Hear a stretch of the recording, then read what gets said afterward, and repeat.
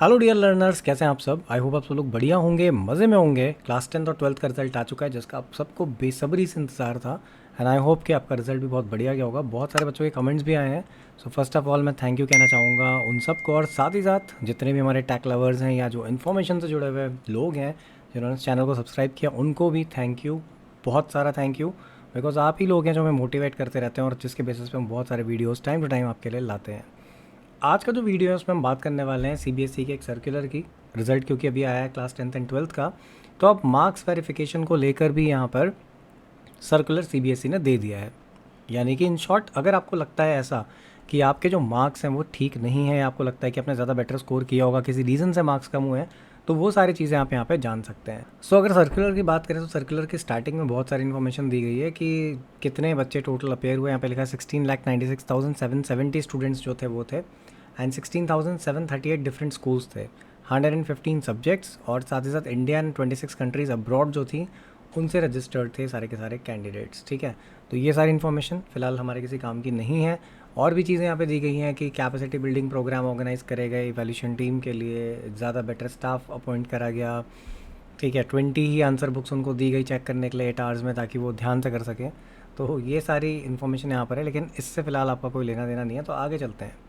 तो यहाँ पे लिखा हुआ है कि प्रोसेस जो है, मैं एक चीज़ क्लियर कर दूँ कि प्रोसेस हर बार सेम है, सेम रही है, पहले भी ऐसा ही रहा है। तो यहाँ पर क्या है, वेरिफिकेशन ऑफ मार्क्स होगा पहली स्टेप में। उसके बाद आप स्कैंड कॉपी, अगर आप वेरीफाई करवा लेते हैं मार्क्स को, तभी आपको स्कैंड कॉपी मिलेगी इवैल्यूएटेड आंसर बुक्स की।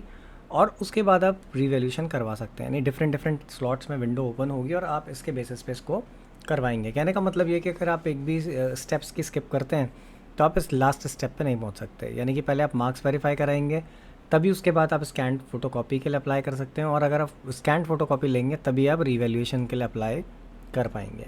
अभी पूरी प्रोसेस क्या है, सबसे पहली चीज़ कि ये जो प्रोसेस होगी ये सिर्फ ऑनलाइन होगी, जो आपको पॉइंट नोट करना है। ऑफलाइन किसी भी मीडियम के थ्रू ये एक्सेप्ट नहीं होगी। यहाँ पे क्लियरली मेंशन भी है कि no application after the scheduled date and time and in offline mode will be accepted. कोई भी ऑफलाइन मोड में एक्सेप्ट नहीं होगी और डेट के बाद बिल्कुल भी नहीं होगी। तो आपको डेट्स का भी ध्यान यहाँ पे रखना है।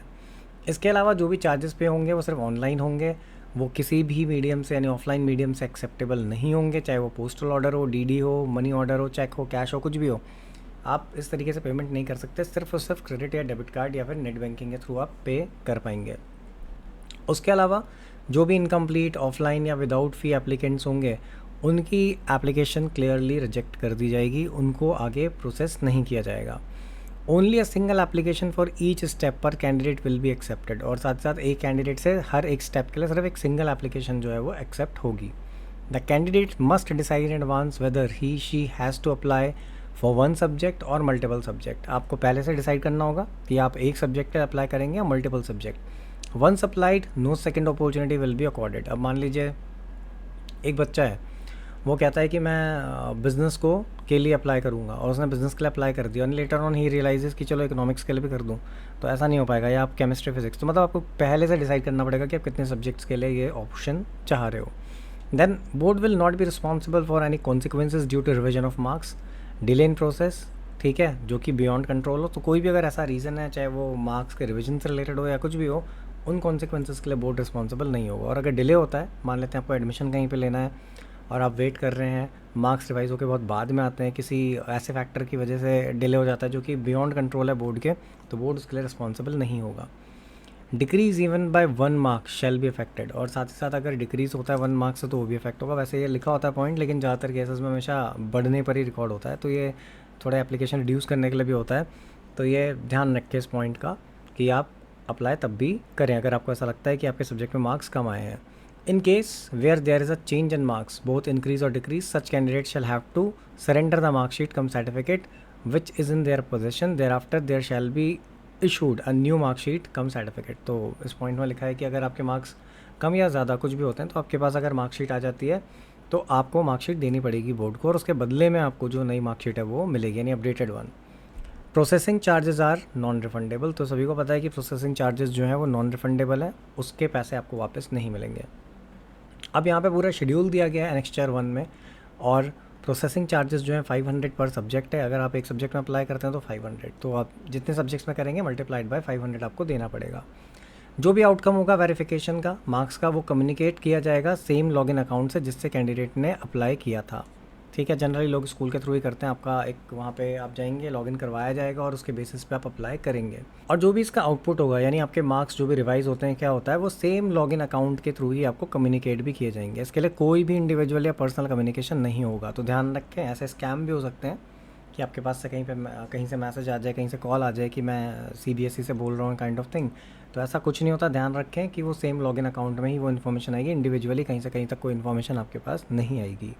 इन case of change in marks the first communication that marks have been changed, increase decrease या कुछ भी, वो आपको प्रोवाइड किया जाएगा। Thereafter once the result is recalculated तो एक्चुअल इंक्रीज़ या डिक्रीज़ के साथ आपको नई मार्कशीट जो है वो प्रोवाइड कर दी जाएगी।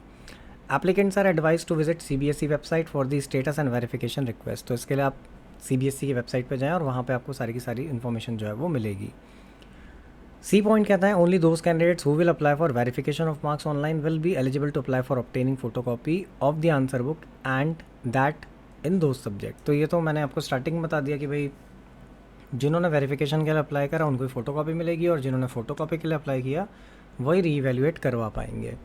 उसके अलावा यहाँ पे एप्लीकेशन ऑफ फोटोकॉपी के लिए दिया गया है। तो फोटोकॉपी अगर आपको चाहिए यानी कि अगर आप कॉपी अपनी लेना चाहते हैं तो 700 रुपीज़ उसके देने पड़ेंगे। यहाँ पर एक पॉइंट भी लिखा है कि application submitted on behalf of candidate, अगर आपने किसी के बिहाफ पे करी तो फिर वो एप्लीकेशन और साथ साथ अगर इनकम्प्लीट एप्लीकेशन है तो वो भी रिजेक्ट की जा सकती है और आपकी जो फीस है फोरफिट हो जाएगी, यानी आपको पैसा वापस नहीं मिलेगा।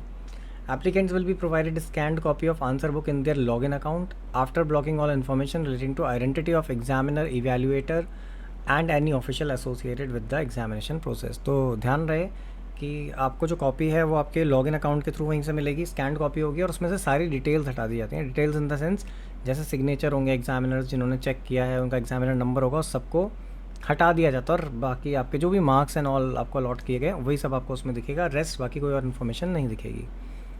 If candidate desire to challenge the marks awarded to any question, then he or she will have to reapply online as per the schedule for the revaluation of marks। तो अगर आप उसमें अपने क्वेश्चंस को रीवैल्यू करवाना चाह रहे हो तो आपके स्कैंड कॉपी देखने के बाद आप डिसाइड कर लोगे कि भाई ये क्वेश्चंस हैं जिसमें आपको लगता है डाउट है कि मुझे इसमें मार्क्स नहीं मिले, तो accordingly you can apply. And ध्यान रहे कि जो रिवैल्यूएशन चैलेंज होगा वो थ्योरी पोर्शन के लिए होगा 100 पर क्वेश्चन। आपका जो भी है 100 पर क्वेश्चन के हिसाब से, यानी थ्योरेटिकल अगर पेपर है तो उसमें 100 पर क्वेश्चन के हिसाब से ये चीज़ जो है वो एप्लीकेबल होगी। The applicants will have to refer the marking scheme in their subject concern with which would be available on the website along with the question paper. Thereafter candidate can submit application for revaluation in the required question with reasoning। तो answer की आपको मिल जाएगी, आपकी scanned copy मिल जाएगी, उससे आप match कर सकते हैं और उसके बाद आप वहाँ पे अप्लाई कर सकते हैं। तो ये तो सारी बातें हैं इससे रिलेटेड चीज़ों की। और यहाँ पे आखिर में वही लिखा हुआ है कि रिजल्ट ऑफ रिवैल्यूएशन फाइनल होगा और कोई अपील या रिव्यू अगेंस्ट रिवैल्यूएशन नहीं होगा और नहीं एंटरटेन किया जाएगा। तो ये सारी की सारी यहाँ पे इन्फॉर्मेशन है। अब बात करते हैं शेड्यूल की। तो क्लास 12 के शेड्यूल की अगर बात करी जाए तो applying online verification of marks जो स्टार्ट होगा वो 16 मई से होगा और ये रहेगा आपका 20 मई की मिडनाइट तक, ₹500 पर सब्जेक्ट के हिसाब से। उसके बाद आपने यहाँ पे अप्लाई कर दिया तो 31 मई 23 से आप अप्लाई कर सकते हैं 1 जून तक 700 पर आंसर बुक के हिसाब से अपनी फ़ोटोकॉपी लेने के लिए कॉपीज़ की। और उसके बाद जब आप ये सबको चेक कर लेंगे और आपको लगता है कि कुछ क्वेश्चंस ऐसे हैं जो कि प्रॉपर्ली इवैल्यूएट नहीं हुए हैं, उसमें मार्क्स ज़्यादा मिलने चाहिए थे, तो आप रीवैल्यूएशन के लिए अप्लाई करेंगे और उसकी डेट है 5 जून से लेके 6 जून, यानी सिर्फ ध्यान रहे 5 और 6 2 दिन की बात, मतलब 2 दिन के लिए ये ऑन रहेगी विंडो एंड 100 पर क्वेश्चन यहाँ पर होगा। तो ये तो बात थी आपकी क्लास 12 की। अब बात कर लेते हैं क्लास 10 की कि 10th के केस में क्या है। 10th की अगर हम बात करें तो अगेन लगभग देखिए इन्फॉर्मेशन और जो प्रोसीजर है वो सब में सेम रहेगा। यहाँ पर भी 500 है वेरिफिकेशन का, ठीक है। देन प्रोसेसिंग चार्ज फ़ोटोकॉपी जो है इवैल्यूएट करने के लिए 500 है यहाँ पे, जबकि वहाँ 700 था। एंड हर क्वेश्चन रिवैल्यू करने के लिए यहाँ पर भी अगेन 100 रुपीज़ ही है। तो यानी वो जो फ़ोटोकॉपी ऑब्टेन करने वाला फंडा है वहीं पे सिर्फ 200 रुपये कम है क्लास 10th की कॉपी में, अदरवाइज़ सब कुछ सेम है। इसके लिए भी जो डेट्स हैं वो कुछ इस टाइप से ही हैं। पहले आपका जो वेरिफिकेशन ऑफ मार्क्स है 16 से स्टार्ट होगा, 20 तक रहेगा, 500 पर सब्जेक्ट। देन फोटोकॉपी अगर आपको चाहिए तो 31 मई से लेके 1 जून तक यानी कि 500 के हिसाब से पर वो आंसर बुक, एंड लास्ट में revelation that is with ₹100। Rest सारी की सारी इन्फॉर्मेशन और सारे क्लॉजेस सेम है जो मैंने 12th के लिए बताया, तो as such we are not discussing it. So अगर आपको लगता है कि आपको मार्क्स सही नहीं मिले हैं, किसी भी सब्जेक्ट में आपके मार्क्स बढ़ सकते हैं, आप फुली कॉन्फिडेंट हैं, तो आप अप्लाई करिए रिवेलेशन के लिए, and all the best for that. साथ साथ अगर आपने चैनल को सब्सक्राइब नहीं किया तो चैनल को सब्सक्राइब करिएगा, क्योंकि हम बहुत सारी informative videos time to time इस चैनल पे अपलोड करते रहते हैं along with educational content. So all the best for your future and thanks for watching the video.